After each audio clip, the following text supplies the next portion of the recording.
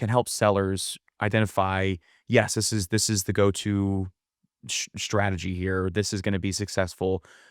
This is going to work. What are you getting from consumers that tells you those answers? Now, first of all, you need to if we need to frame this because I Hmm. just mentioned you can do consumer you can use consumer insights Right. as a launch prep. Right. And that mechanism is amazing because you can simply say like, you know what, I want to enter category X Hmm. and just take a snapshot of some competitors out there and just run a poll. And then Hmm. consumers are going to tell you like, I go for this option because whatever.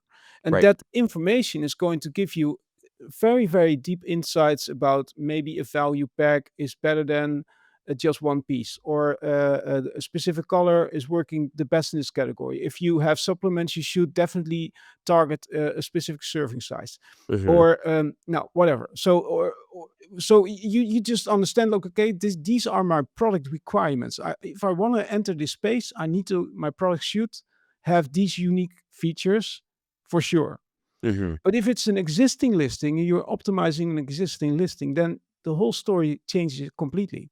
Because if I take a snapshot again and I say my product, for instance, up against the competition, and now let's stick with supplements. If I have 90 capsules, but my main competitor is doing 120, if I run a poll, then consumers are also looking at the quantitative differences. So if you ask them, imagine you're buying these type of supplements, let's say curcuma, o- and they see 90 capsules up against 120, they might shift towards 120 because they say, oh, that's much more value for money. So that's going to drop you back because it's not the answer that you're looking for. What you want to know is like, what is the specific benefit or the specific feature or the specific USP that truly matters to you when you are buying curcuma or another supplement or another product. So you need to get in a setting of polling of a framing like that it's really going to give you insights that are helpful. And that is the biggest challenge, I think, in the whole A/B testing space.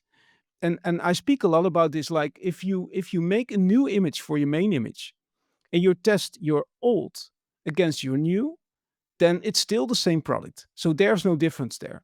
And if it's 90 capsules, then the new one is also 90. So then Hmm. responders are going to reply and say, like, oh, then I go for the new one because it looks better, whatever, it's stunning, whatever.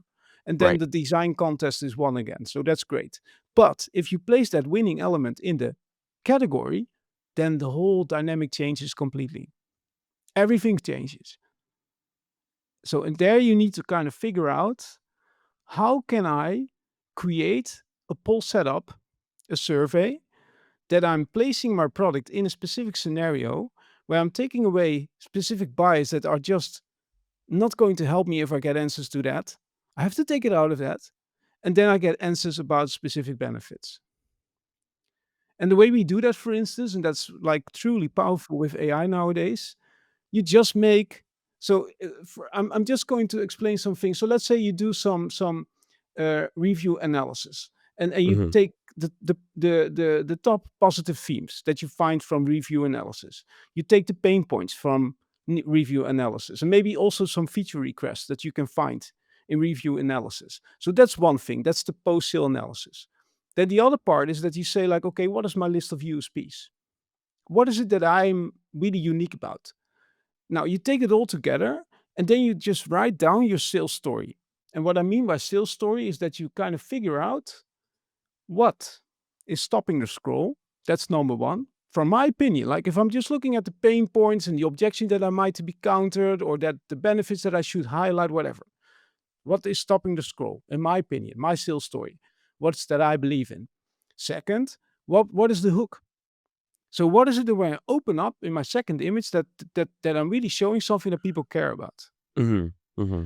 The third image is the why. So where you kind of open up with like, okay, but now this is for you. I'm going to address that.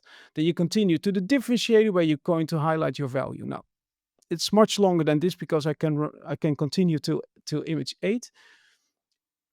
Now if you have this concept in mind, you can create with AI or with your designer new concept of of the same product.